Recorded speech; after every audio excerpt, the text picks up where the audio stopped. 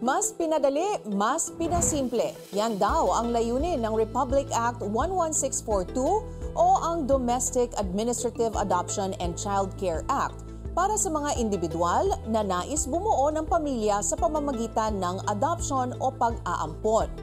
Pero ano nga ba ang ilang teknikalidad ng batas na ito na dapat nating malaman, lalo na sa proseso ng domestic adoption? Yan ang pag-uusapan natin sa Batas et al.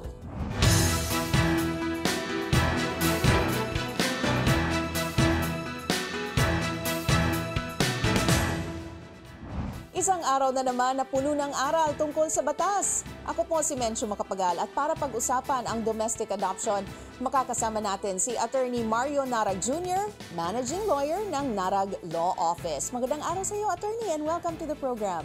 Magandang araw din, Mencio, at nagpapasalamat ako at inimbitan niyo ako dito. Nako, it's our pleasure, Attorney. So bago po natin pag-usapan ang RA 11642 o yung Domestic Administrative Adoption and Child Care Act, napakahaba ng pangalan ng batas na ito. Can you describe first, ano ba yung adoption process dito sa Pilipinas bago naipasa itong batas na ito? Ang adoption process dati sa Pilipinas, bago itong administrative adoption na to, ay puro judicial. Okay. So simula nung sa Civil Code of the Philippines, sa Child and Youth Welfare Act of the Philippines, sa Family Code, pati sa Domestic Adoption Act at saka Inter-Country Adoption Act, puro judicial lahat yan. So ibig sabihin, kailangan pumasok sa korte? Yes. Okay.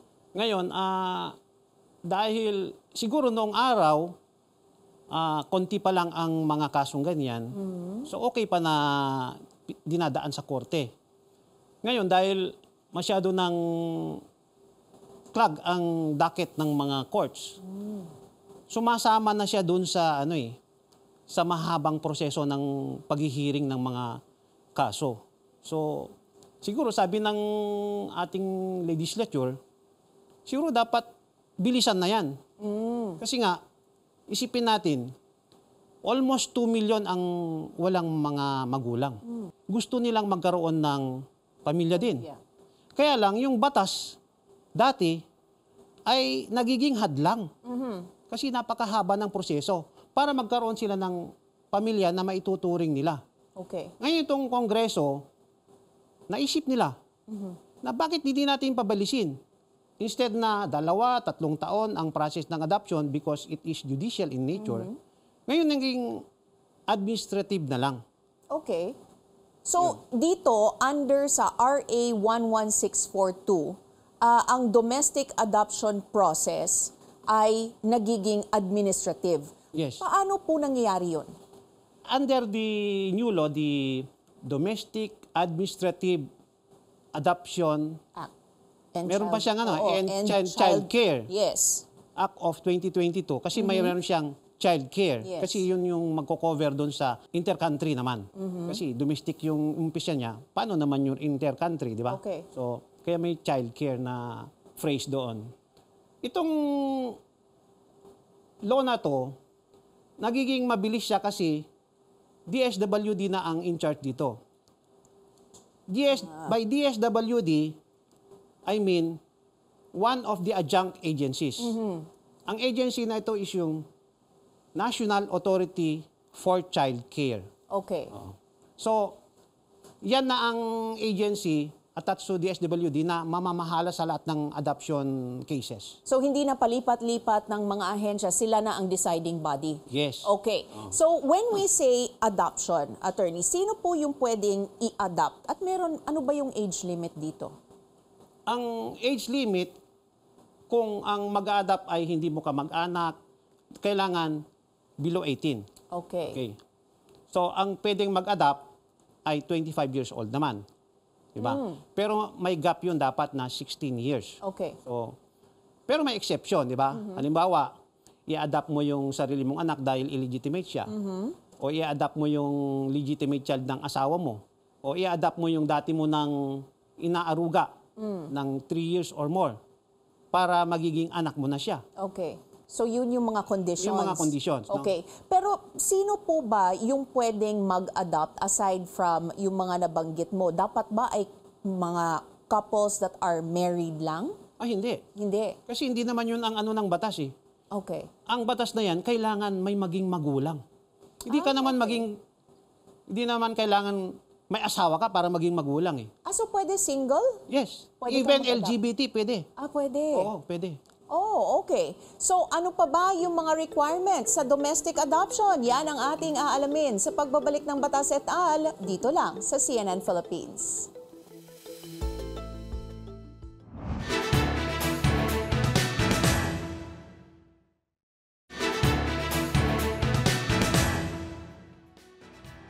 Nagbabalik ang Batas et al. Dito sa CNN Philippines. Kasama pa rin natin si Attorney Mario Narag Jr. ng Narag Law Office. So Attorney, sa usapin ng adoption, no, kanina binanggit natin yung National Authority for Child Care ng DSWD.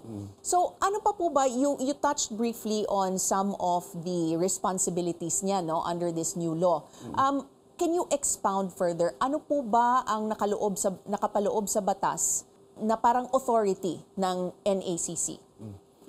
Ang NACC actually is a quasi-judicial body. Ibig sabihin, administrative siya, pero pwede rin siyang maging judicial. Oo. Ngayon, in the meantime, kasi nasa 3-year transition period pa tayo, ang parang interim na RACCO muna is yung field officers ng DSWD. So, pero pwede nang mag-apply. Ang tawag doon is RACCO. So, doon ka mag-file. Okay. So, magpa-file ka doon ng petition. Dalawa kasing stages yung filing eh. Yung bata, kailangan muna mag-qualify. Magkakaroon muna siyang certificate declaring a child as legally available for adoption. Yung isa pa, kailangan yung PAP, yung prospective adoptive parent, qualified din.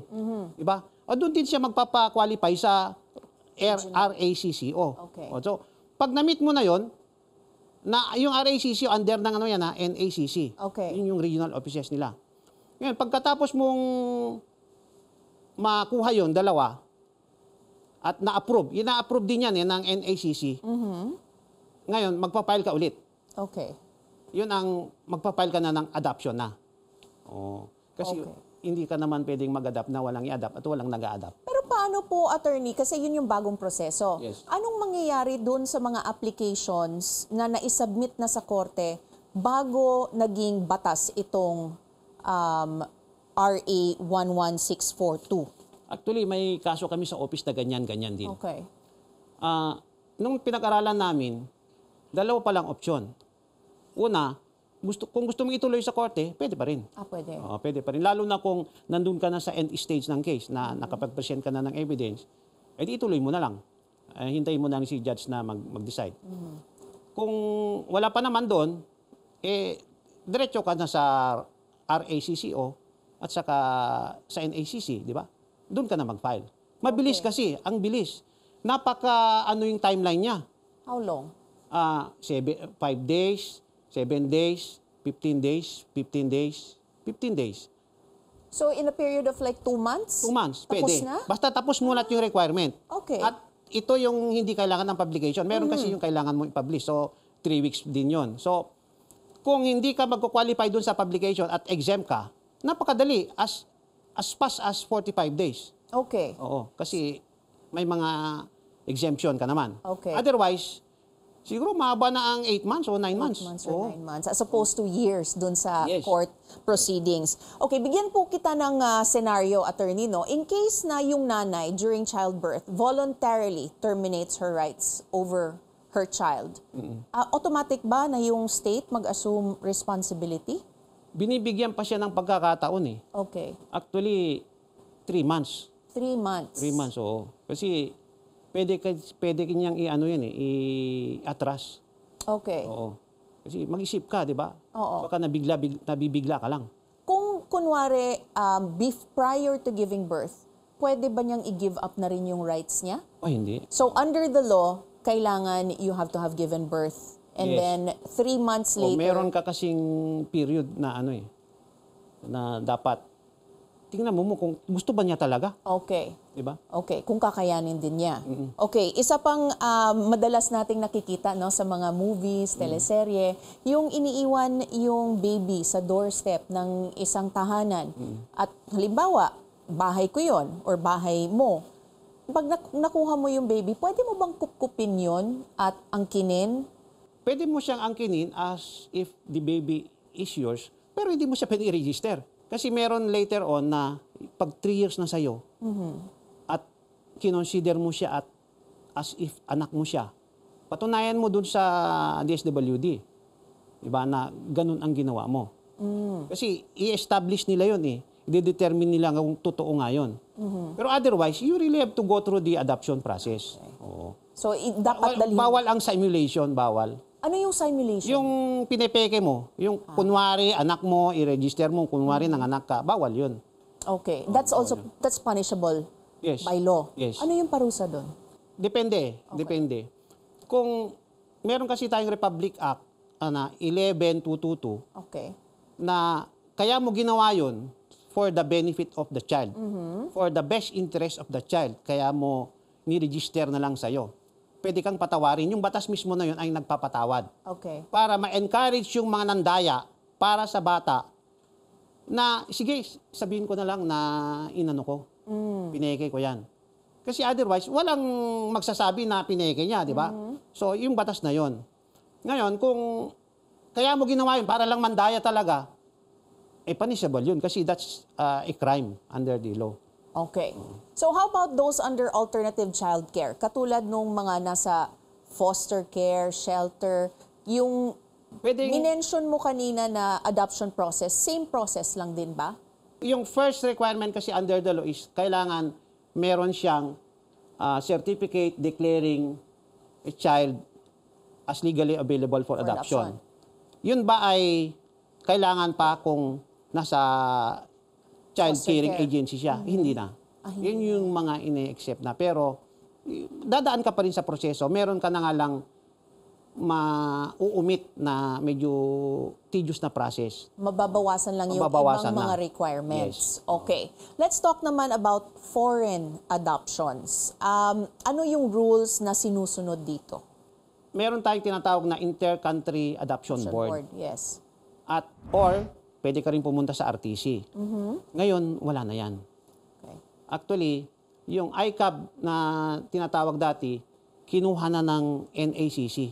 Binalik na sa DSWD. So, wala na yung practically, na-repeal na yung batas na yan. Kasi wala ka ng ICAB, wala ka ng RTC, napunta na sa NACC lahat. Ngayon, kaya lang iaalaw na pwede mag-adapt ang foreigner kung na-exhaust na lahat. Yung available na prospective adoptive parents sa Philippines. Can you imagine, di ba? Kasi mas gusto nila na manatili yung bata dito sa bansa at maisama kung meron lang din naman, okay, may kakayanan, marami dito. O di sila muna. I'm sure na meron ding mga pangamba yung iba nating mga kababayan na bakit pinadali yung proseso? Hindi ba nakakatakot na baka yung bata ay mapunta lang sa masamang sitwasyon or maling tao?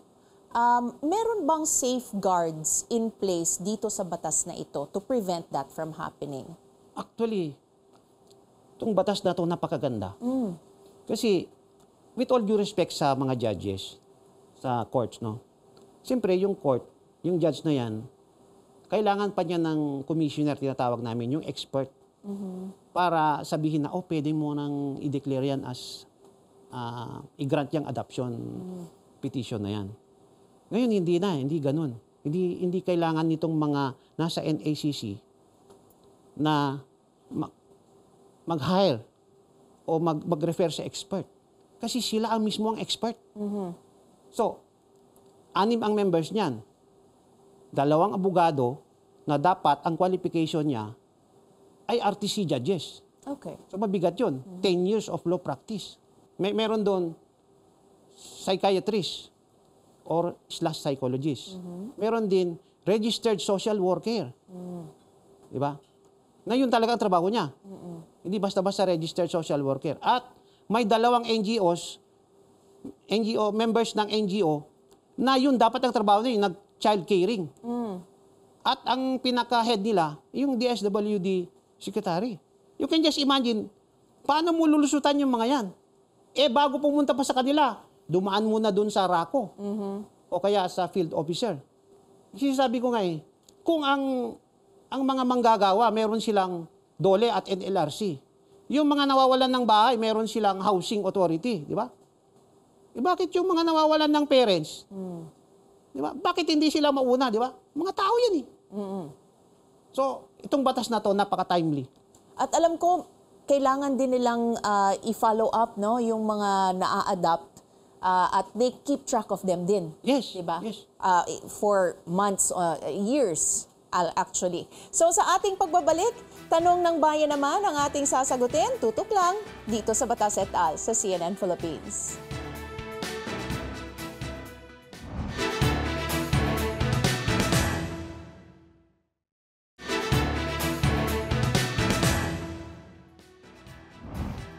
Kayo ay nanonood pa rin ng Batas et al. Dito sa CNN Philippines. Attorney Mario, sagutin na natin ang unang tanong. Mahal ba ang proseso ng adoption? Ngayon kasi, kung didiretso ka sa DSWD, wala ka talagang halos babayaran doon, di ba? Siguro yung pagkuha lang ng mga documentary requirements, pag-accomplish, mga NBI, ganyan, mga police clearance, medical certificate, mga ganon, psychological certificate, financial, ganon. Yun lang siguro babayaran mo, no? Pero kung gusto mo naman, kung may kaya ka naman, pumunta ka sa child caring, di ba? Agency. Okay. Pero hindi dapat siyang magastos. Isisipin mo, para lang tulungan yung bata, kailangan pang gumastos ka ng napakalaki. Parang hindi naman yata tama yun. Narito ang isa pang tanong. Kung legally adopted ka na, maaari ka na rin bang makatanggap ng mana? Kasi ang adopted, parang hindi siya adopted. Parang anak siya. Parang anak siya. Pwede nga siyang magmana sa nag-adopt sa kanya. Pwede rin siyang magmana sa mga lolo. At pwede rin siyang magpamana kung balang araw may kita siya, di ba? Pwede rin. Narito ang isa pang tanong. Kung dumating ang araw na hindi na kayang sustentuhan ng adoptive parents ang bata, maaari ba siyang makasuhan? Wala namang kasalanan yung magulang kung hindi na niya kaya talagang mag-support. Pero kung nameke siya ng document, nung nag-file siya, pineke niya yung financial capacity niya, pwede siyang makasuhan. Okay, ano po ba yung mga other offenses, very quickly lang, na pwedeng maparusahan under RA 11642? Pagka ina-abuse mo yung bata, maltreatment, di ba? O kaya may attempt ka sa buhay niya. Kaya hindi mo siya sinusupport. Ina-abandon mo siya. Kasi yun yung mga pangako mo Di ba? As an adoptive parent. Hindi mo ginagawa. Actually, that is even a ground for rescission. Napaka-interesting ng ating discussion, attorney, pero may mensahe po ba kayo patungkol sa domestic adoption sa ating mga manonood? Ang masasabi ko lang, napakaraming bata dyan sa labas. Nakikita naman natin na nangangailangan ng magulang. Maraming may gusto. Ngayon, nandito na yung batas. Let's take advantage of this law para lalong umunlad ang bansa natin. Kasi abang nandyan yung mga walang magulang, hindi tayo masyadong uunlad. Maraming salamat, Attorney Mario Narag Jr., Managing Lawyer ng Narag Law Office.